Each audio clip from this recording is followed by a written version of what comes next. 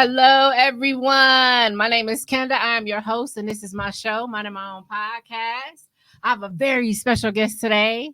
You guys ready? Drum roll. Shamika is here. Hi, Shamika. I got a clap for you, girl. I finally made it, right? Yes. We've been plotting since last year. Yes. I'm so happy that you are here today. Thank you for having me. Absolutely. You are welcome on the show anytime, girl. You are just this big ball of energy that's contagious, and I just love it. I love it. Thank you. Thank you. welcome. My pleasure. Yes. So today I really wanted to have this moment with you because you're just like this contagious, loving, hilarious, intelligent Black woman in the community. Everybody pretty much knows who you are. Online, you are funny as hell, but you are also motivating. Thank you. Girl, you're welcome. Thank you. I'm a vibe. Thank you. I'm You a are. vibe. You are a vibe. But you are too. Thank you. I cannot take away from that at all because at the end of the day, I feel like there's not enough of that unity between Black women. Yes. Even Black women in two different industries, markets, and then people who are in the same industry and market. I feel like people struggle with just connecting and upholding those connections for the long term. Absolutely. So I think it's dope that I participated in the lip sync challenge. What was that? When did we do that? Was that last year? Dang, was that last year? Last year. Yeah. Jesus. That went so much fun. It was very fun. You had me dying the entire fucking time. That was my only job. That shit was so fun. It was so fun. I ain't gonna lie. I was nervous as shit. I couldn't believe I even went up on that stage. And you did a good job. You killed it. Thank you. I thought they was gonna boo my ass. But that was for inner circle. Yep. Inner circle. Shout out to BJ and Ron. And it's their sister's birthday today, right? Yes. Go ahead and give her a shout out for me. Happy birthday, my girl. Yes. So we're gonna make sure y'all see this episode. Yeah. But I want the audience to learn more about you because, girl, you are multi-talented. You're not just doing your comedy. You're also a police officer. Yes. The first police officer on my show.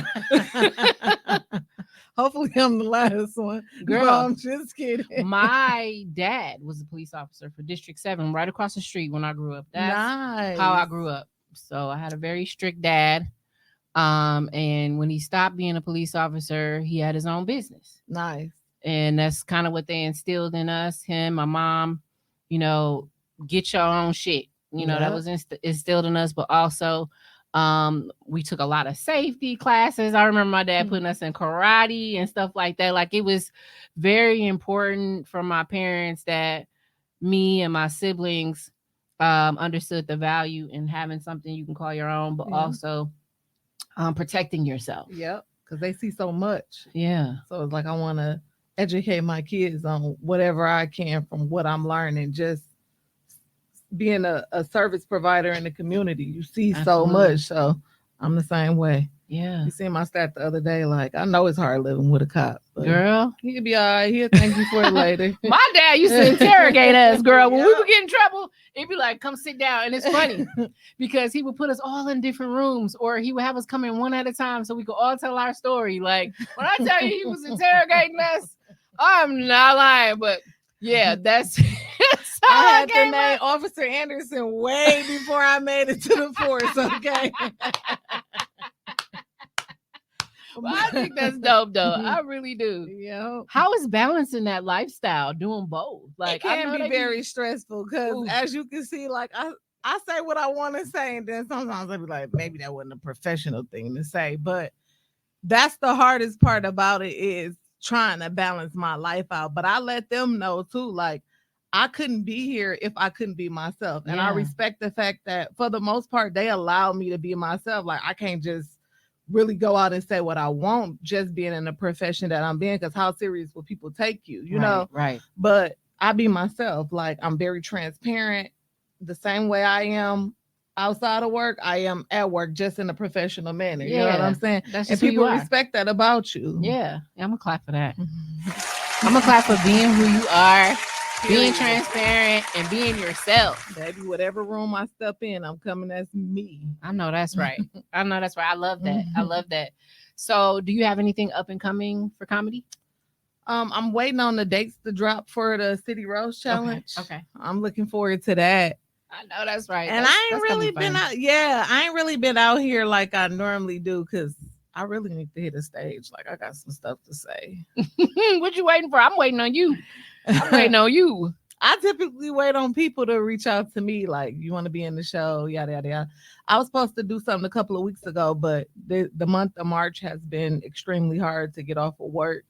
So a lot of stuff I had to turn down, but okay. April, May, June, summertime, y'all gonna see me back out here, strong and alive. I love to hear that. I get it though. You like you got to take breaks. Yep. Sometimes you just got to take breaks, recollect, refocus, and opportunities will present themselves as they should. Absolutely. And being new in the industry, like I'm the breadwinner, so I got to make sure my work and home is straight first and foremost. Absolutely. And you have kids? Yeah. How many? I got 3 kids, 2 girls and a boy. Yeah. Do they find you funny? Of course. They're a little funny themselves. Like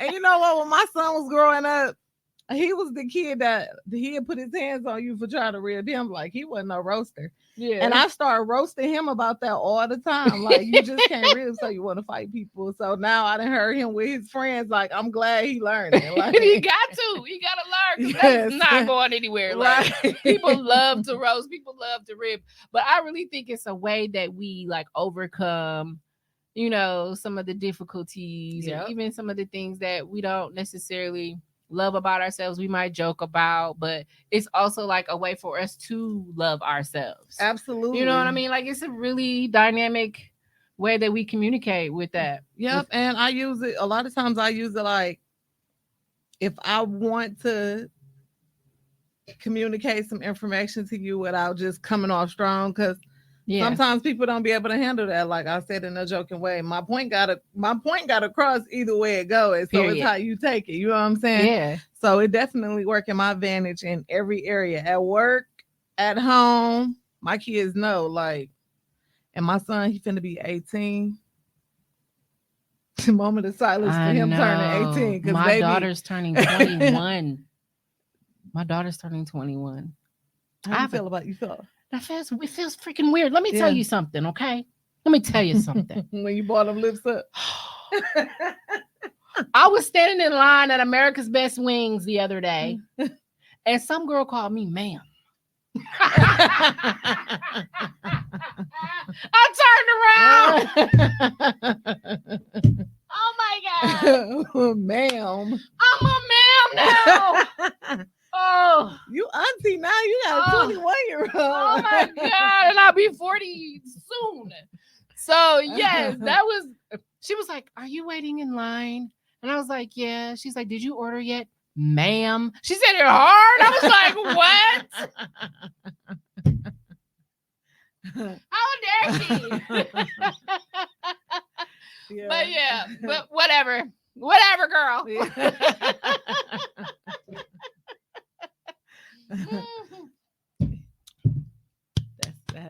That's the age.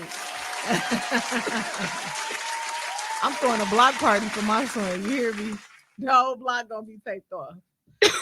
It's a celebration. Girl, throw that party. Okay, y'all. I'm sipping on this rum punch or whatever. It's really good. Girl. I had some before. This is really good. It reminds me of like the Blue Hurricane. I don't remember which kind I had. It was a while ago. Well, that's not important, y'all. Sorry. I had a little cough. It tried to go down the wrong pipe on me. But yes. So I think our kids are a really good reflection of us. Like you with comedy, how that resonates in your kids' personalities. Mm-hmm. And I have a feeling that they're probably also very protective of you and their siblings. Yes. And that comes from you being protective. Yep. Yeah. That's like embedded in you. Yep. They don't play about each other at all. And they definitely don't play about me. I love that. And that's how my kids are too. Like, I'm dating someone and he must have tried to roast me one day just trying to be playful. And my daughter said, my oldest daughter, my 21-year-old daughter, I'm gonna need you to stop talking about my mama. It's time to need you for me. Don't play that shit. It's gonna get real in here real quick. Girl, wait. Woo! They do not play about that. Are you single, honey? Yes, I am. Okay, so being single, having kids, like hoping that the kids like who we're dating, that shit can get really like, ugh. It can.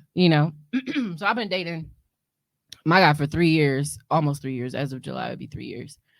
And like, it's like, oh, I'm asking them, do y'all like him in the beginning? And they're like, he's cool. He's cool. But then I asked them later, like, y'all like him or whatever. Well, sometimes, some of the things, I have to ask them though, because that's important to me that they like who I'm dating. Right. So I would like have those like powwow moments with the kids, and then I would have the same powwow moment with him and let him know like this is how they're feeling or this is how they perceive this conversation that we had. And having somebody around that understands that and is still like, okay, you know what? Yes, I want the kids to like me too. Yeah. It's the most important thing. And honestly, that'd be the main thing that I look at when I'm dating anybody. Like, how do they feel about, the type of relationship my children want to have with them? Like, right. Is that a priority to them? So it's definitely important. And that'd be the main thing. Like, yeah. Because my kids, they ain't like looking to not like somebody, but baby, they watch your every move. I remember that movie. You remember Are We There Yet? Yes. They was torturing the shit out of dude. They gonna test you and they gonna watch your every move. Definitely. And they will have something to say and they won't be shy about it. And and that's how I raised them to be, to speak their heart, speak their mind. Absolutely. And if they feel like something is wrong, you should speak on it all the time. Yep. So really good topic that her and I are going to discuss today. But before we get to that, I want to ask you a couple more questions about how you got started, like in comedy. You said that you started off kind of roasting with other people, just having fun with it. But I feel like you do more than just roast. Like, I feel like there's a technique and you're like really, really skilled. Like, like you don't just come out and just be like boot wearing ass nigga or nothing. You know what I mean? Like, you be having the perfect comeback. Like, the clapback game is insane. Like, you got talent. Like, real, it takes talent. Like, girl. I'm dead ass. Well, growing up here in Milwaukee, I think like you had to know. I went to Roosevelt Middle School, Garden Homes Elementary, Madison High School. Yes. Everybody that I grew up around, mainly, I don't know if people know this about me, but I had like 3 or 4 female friends that was from school, but all my closest friends were males growing up. Okay. So I was always around like everybody that know me from Madison, like the boys picked me up for school. Like I was always the only female. I didn't have no choice but to know how to read. Oh, so yeah, it was so you're a product of the environment. Yes. And we used to ride the city bus home, Hampton, and they would pick one person and be like, you just gotta roast them. And if I didn't, then they was all roasting me walking home. So I really, really used to fear that shit. I ain't gonna lie. it was this girl in school, and I kind of want to say her name, but I don't because somebody might know her, and I haven't seen her in forever, but she might see this, so we're not gonna do that. But but I remember she was so mean. Like this girl was mean, and I think she was like mean though because like she was always like she was always the one that like. Somebody wanted to challenge her with a rib, but she did not fuck around with the ribs. Like she had that. Angry. She was ready. Yeah. She was ready. She wanted to fight. Yes. I would never forget her. And I just felt like, oh my God, every time she used to try and pick on me. And I'm like, why me? Like, yes, I ain't quick on my toes with the ribs now. I ain't gonna lie. That ain't my talent. But and I'm a nice person, so I didn't want to say, you know, because it wasn't going to come out as a rib. It was going to come out as, oh, okay, you want to throw hands? Right, my son. He just want to throw the hands. I don't want to rib. Oh, God. But you know what? I never was really like on the city bus. We did it to people that I didn't know. Yeah.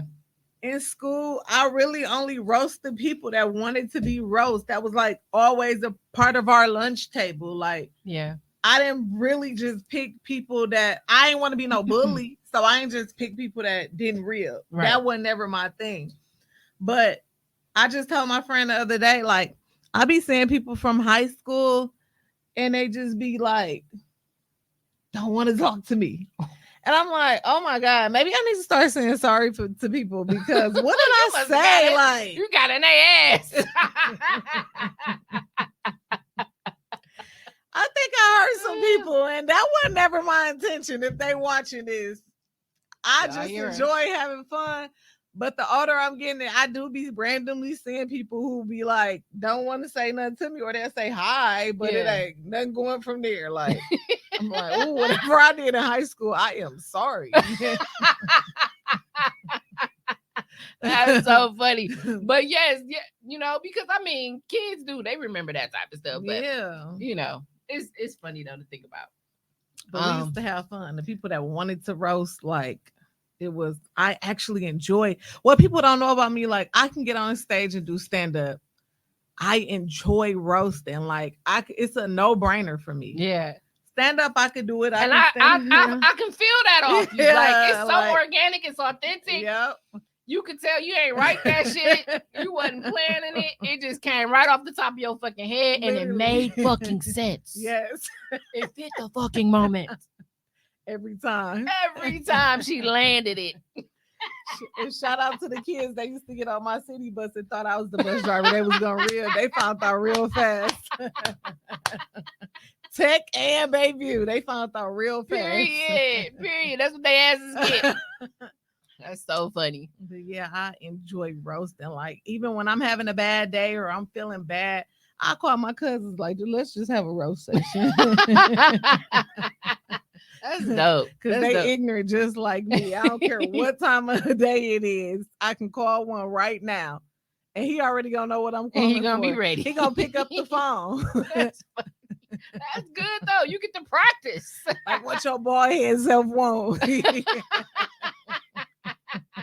He already knows. Oh my God, girl, you be bad. You just be on top of that.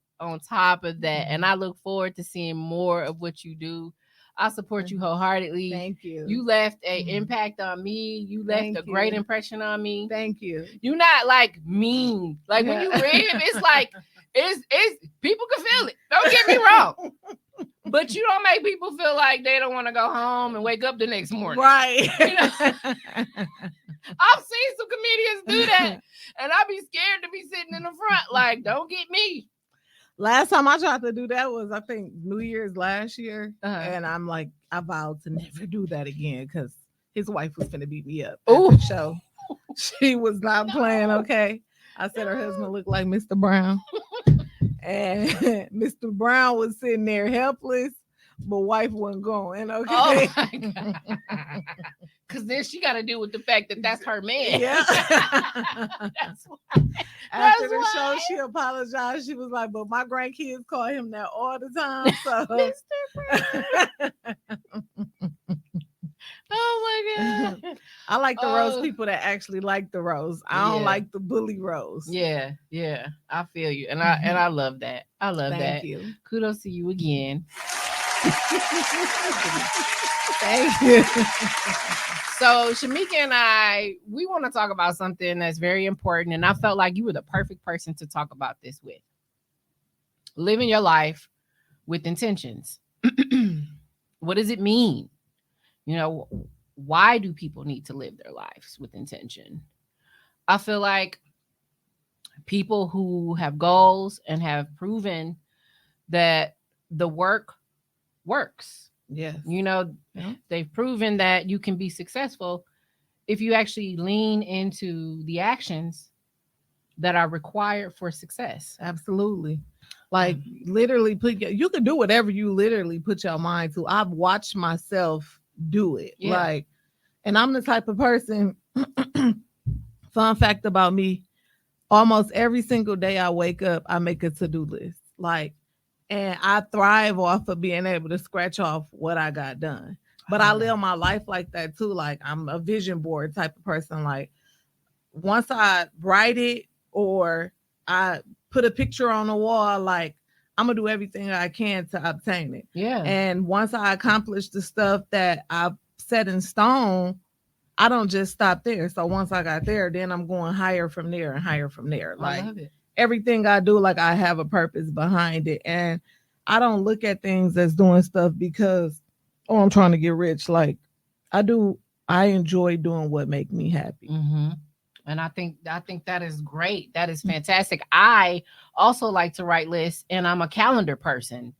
I like to color block and put things on my calendar for times and actually reserve time. So when somebody says to me, "Oh, can you do this on this day at this time?" Let me check my calendar. Yep.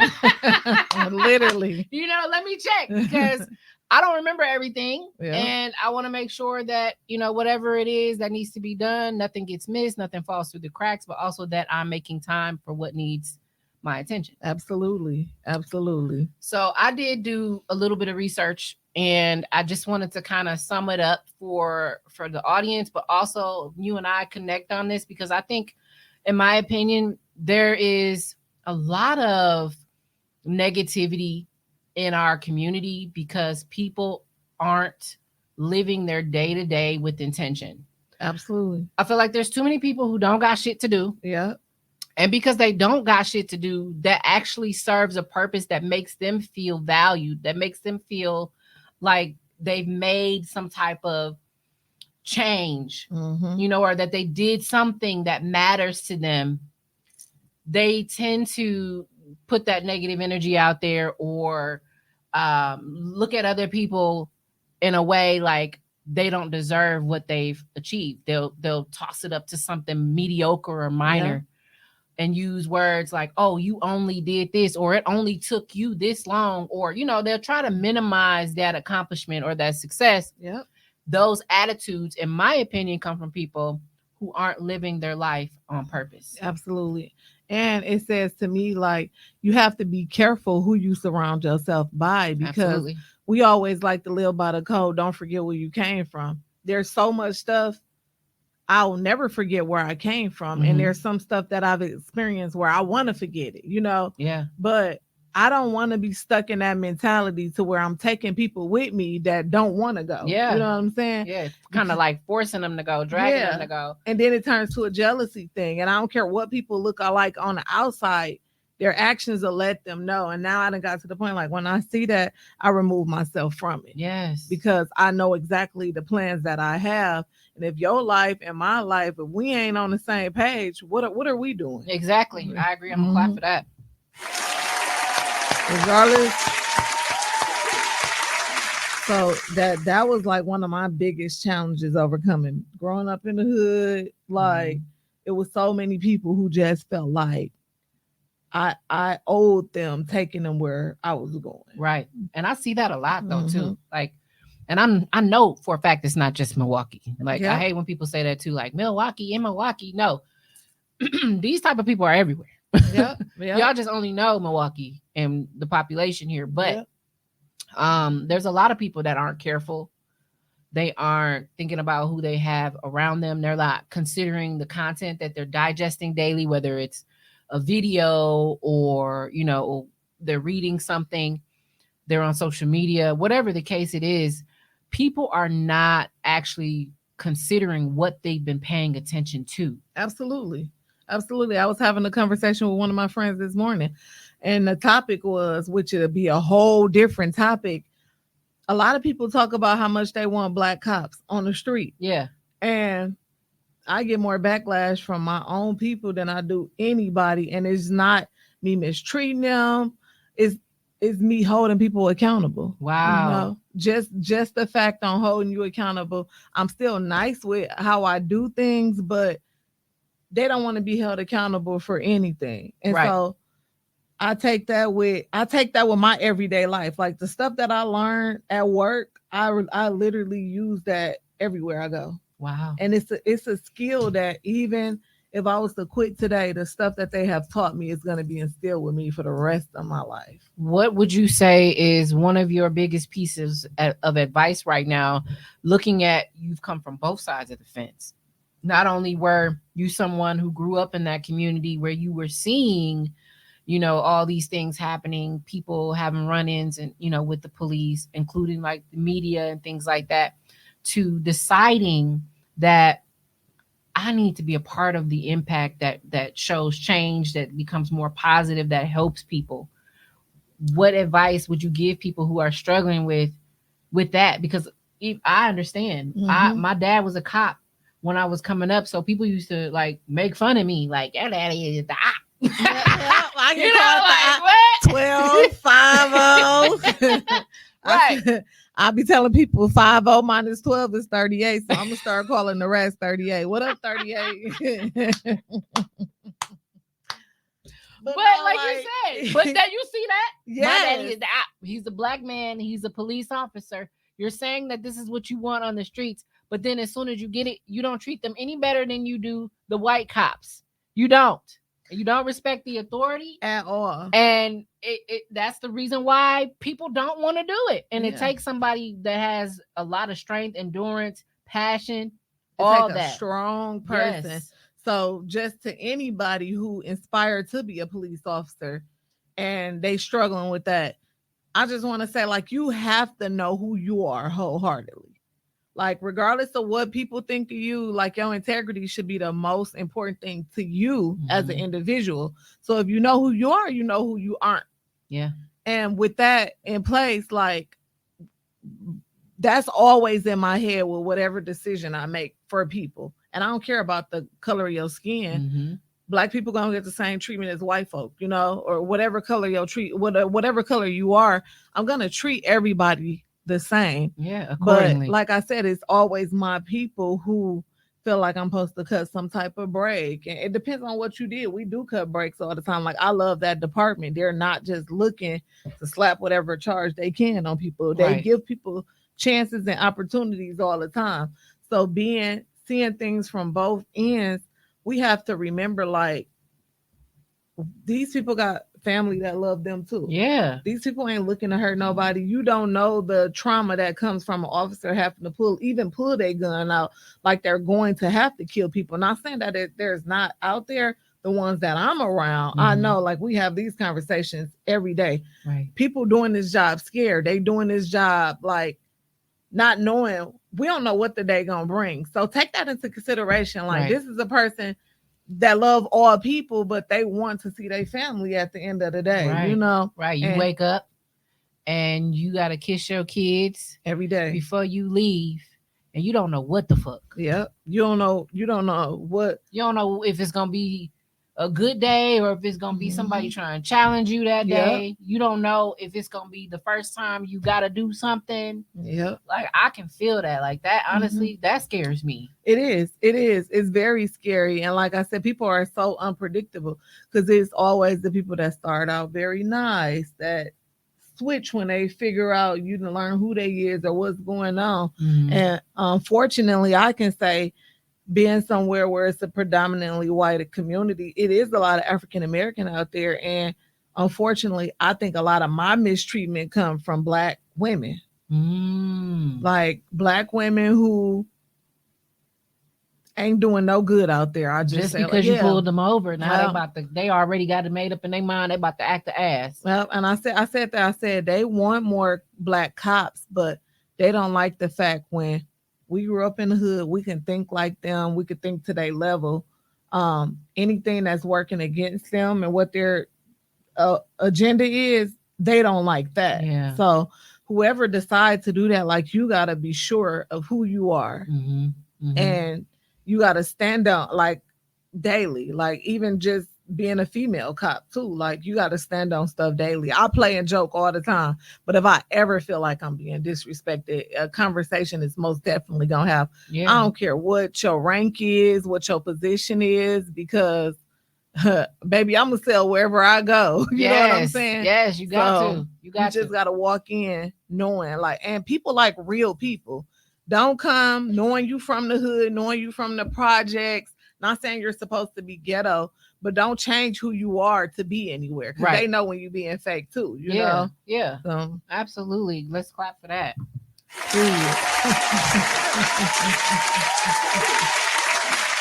That's solid. That's solid. I love that. Well, thank you. Y'all pay attention to how y'all treating cops. You know, y'all pay attention to that. They risking their lives every day.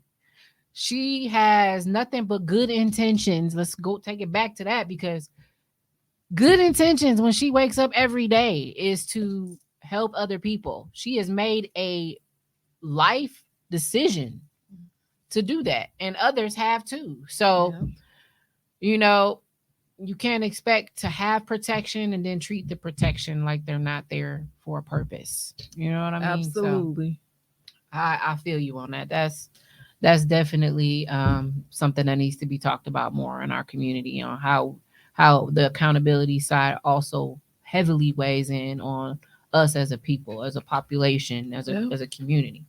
So and just being around cops who, like, I'm so in tune with me. Like, I could be in a room with you. I could tell when people are not used to being around black people. I could tell people that grew up with a lot by the way that they treat me. I could tell by people who ain't comfortable. But one thing I can say, like, I love to see them out there where I'm at when they're very interested in learning new things about us. You know, that's telling me, like, I don't got all the answers. Or when we respond to a call that they don't have that understanding on, they allow me to let them know, like, well, this is how we look at things, you know? Yeah. So they still learning, but the most important thing is, like, I'm not surrounded by nobody who I feel like is prejudiced, racist, looking to just hurt or harm anybody. We all come with the same motto, and that's to go home after doing what we show up every day to do. Yeah, absolutely. That's important. That's definitely important for people to understand. Yes, ma'am. I also feel like a lot of the times when people are out here doing things, just whatever they feel is right for them, and they don't care about the consequences. They don't. You know, and until the consequences present itself. Yeah. Yep. Oh shit, I got caught. I'm sorry. Yep. You got the ones that sorry, or you got the ones that turn to that victim mentality. Right. I'm the victim at that point. Yeah. But I just feel like, I think that's a good point. The accountability piece. A lot of people don't like to take accountability. Yeah. They don't like to be wrong. They don't like to be put in that corner to where they have to actually speak on the truth of the circumstances. Absolutely. I think. You know, so when it's somebody that is there trying to uphold that and get that out of them, it makes them uncomfortable. Yeah, absolutely. You know, absolutely. And I'm one person, like, it's gonna definitely get uncomfortable because I'm a person that I like real conversations, right?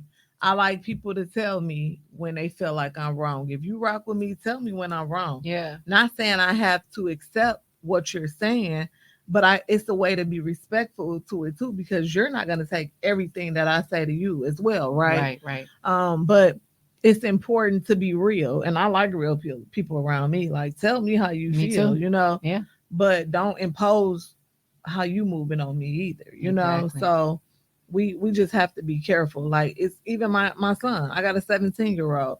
I can tell him how I feel. I cannot make decisions for him. I can't change how he feel. Like, his feelings on police is a lot different than mine, but he didn't experience some stuff, and that's just the same way with lifestyle. Yeah. You know, we all walk a different walk, and I respect people walks of life. Yeah, You don't know absolutely. why people process life the way that they do. Right. I agree. I do think that that there could be so many reasons why. So many reasons why. Trauma, all type of stuff. Like, just we would never get down to the bottom to every single reason, but Yeah. interesting enough, I my main job, like my day job, is I'm a talent acquisition manager and I staff correctional facilities. I Okay. staff correctional facilities with healthcare professionals. Nice. So I bring in your nurses, I bring in your mental health Okay. providers, I bring in all those, your dentists, all of them, the Nice. administrative assistant. That's where my passion is. Nice. That's Yeah. beautiful. Yeah. So I had a passion for healthcare and I had a passion for people. And also, I have a passion for making sure that people get the care that they deserve. And so I get that all that in one job. Yes. We're the clapping at for you. Thank you. Thank you. So I think that's dope because I feel like your role in criminal justice and community, you're on the forefront. You are out there. You are delivering those actions right away in your face. Boom. Can't nobody miss you. Right. Can't nobody miss you. And then I'm behind the phone like, hey, are you good enough for this job? Can you do this? Is this something you're passionate about? Are you going to treat these people like people and not feel a way towards them because of what they did? You're not going to dig for information, are you? Right. Because don't ask them what they did. You know what I mean? Like, so that's what I do is I make sure that the right people are helping those who have made those mistakes. Yeah. So I think that's where me and you kind of cross. Yeah. See, I don't think people know, like, that's where I started off at, working in the county jail. That's dope. Yeah. Yeah. I'm too hyper to be in a jail. Like, I gotta be out doing something, okay? And not only that, but you like to connect with people. And it's like in those sites, you really can't. Like, you can't build relationships there as much as not as tight, You can't. And it was that respect factor. Like, yeah. Growing up in the hood and everybody from the hood is up in here. And I gotta keep writing memos like I need to go to that pod because Boo Boo from 16th is here, and it was too much. Yeah.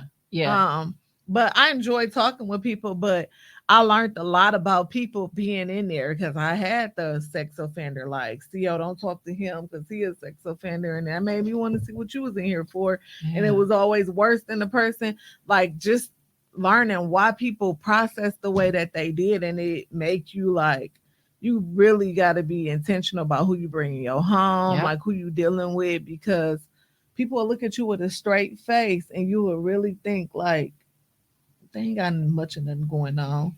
And they hiding that shit deep down and I was inside. too emotional. Like, I remember it was a 80-some-year-old lady in there. She was a Black older lady, beautiful older lady. And she was in there for like food stamp fraud. And like, just seeing her in there, like, it felt like my grandma. Like, I was too emotional to even be doing that. Yeah. Seeing people, because I see the people in their rooms crying at nighttime, and it was like, you always been on the forefront. Yep. Literally. That's a different breed right there. Yep. You are a different breed to be able to do that. Yes. And like you say, even with those emotions though, like, that's important to still have those emotions. Yeah. I remember my first few weeks at the police department, a little girl was reporting abuse from a parent. And I was literally crying like it was my kid. And she like, don't run, don't hide. She needs to see those emotions, you know? Yeah. And so it built me up to where I could do those interviews without crying. But when I first got out there, it was hard. Yeah. And it wasn't just me. Like, that's what I say. Like, people don't understand white, black, it don't matter what color that the officers are. We all experience the same stuff. Like, if you could walk in the shoe of a cop and learn how their daily routine is, black people would really have more respect than they do. Mhm. And I understand, like, from their narrative too, like, I can't say because I never lost a brother to the hands of a cop. And I never experienced being around cops where I had to report stuff that was said that was racist. So, but I have friends who I see why they're angry. You know what I'm saying? It's still that factor as to why they're angry. Yeah. But that would be the same with every doctor that malpractice, or it's all these professions where we have reason to be upset with people. Right. You know how many times I went to the doctor and been told I had stuff that I didn't have, or I didn't self-diagnose. Right. So if we do we should be the same way that we are with cops. We should be that way with a whole lot of other people. Right. But we choose not to. And I feel like that has a lot to do with some people's downfalls too. Yep. Is because they're not paying attention. Yeah. Like, you got to pay attention. Yep. Absolutely. So, yeah, I think this conversation, man, this is great. Yeah. I think we got to do a part 2 or something. We definitely got to. We got to do a part 2 because I think this is deep, and we can get deeper. We can get so much deeper on this topic. I feel like what you're doing, like you said, you write lists and stuff. Every day you're waking up saying, I'm choosing to live my life. I think too many people choose to just survive. Yeah, just exist. Too. Yeah. Just exist. And then because of that choice that they've made, it really is like rooted from them not thinking that they can do anything that they want to do. Yeah. And maybe somebody told them that at some point, or maybe they just don't feel it, and maybe they didn't get enough love. Who knows? But I'm here today to tell y'all, whoever you is, stop just surviving and actually get out here and live. And don't even be a victim to your past. Like, regardless of what you went through, we all got a story. If I told my real story, people would be like, dang, you experienced that.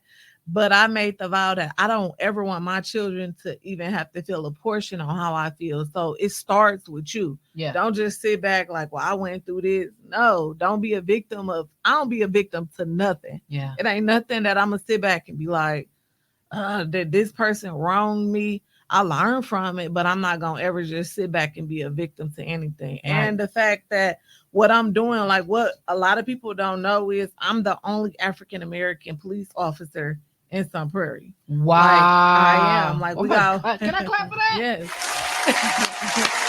So, like, we got one now coming through the academy. We got one that's mixed. We got a black assistant chief and a black sergeant, but I'm the only African-American patrol officer. And that's why I said, like, I see everything. Like, they know too, I don't miss nothing, but I can do that too. And I can be comfortable from the love and support that I have out there. Yes, I love that. I love that.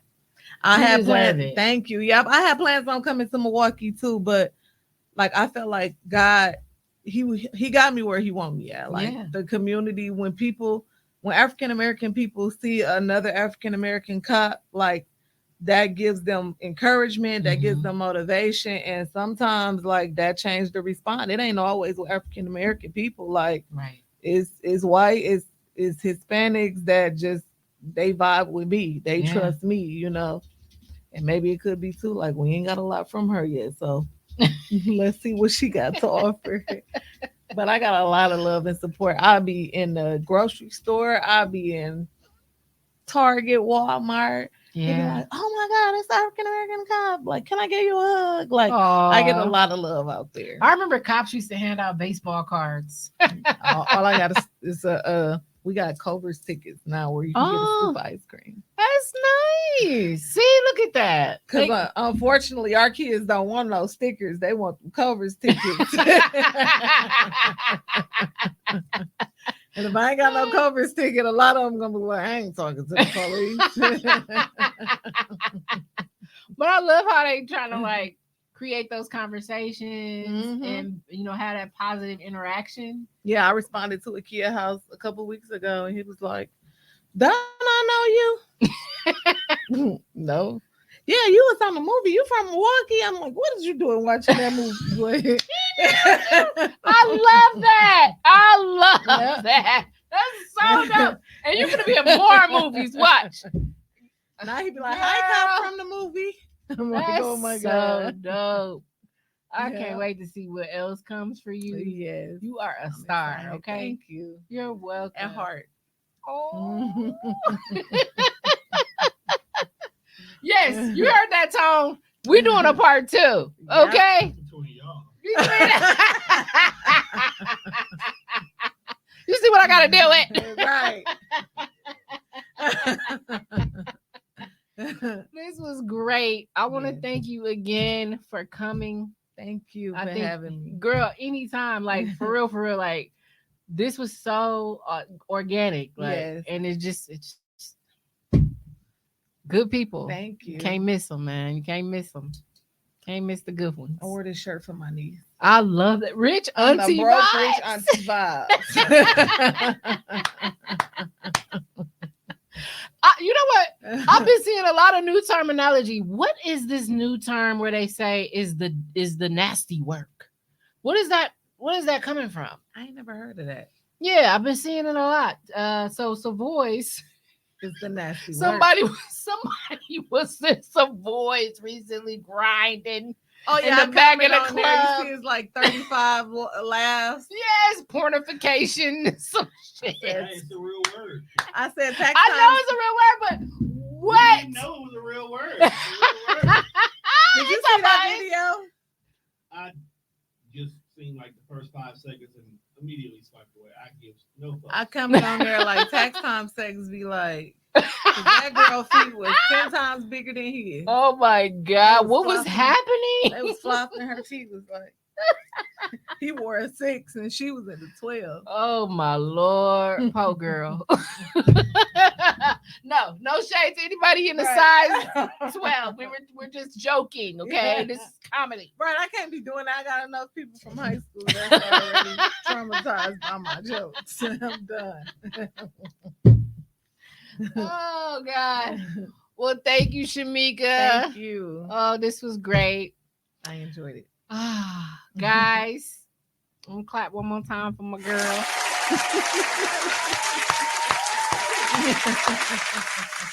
All right. And this was another Wednesday with your host Kenda on my show, Mind My Own Podcast. Shamika was here with us today. Yes. She will be back. And we're gonna say goodbye. Bye. See y'all soon. Bye, y'all.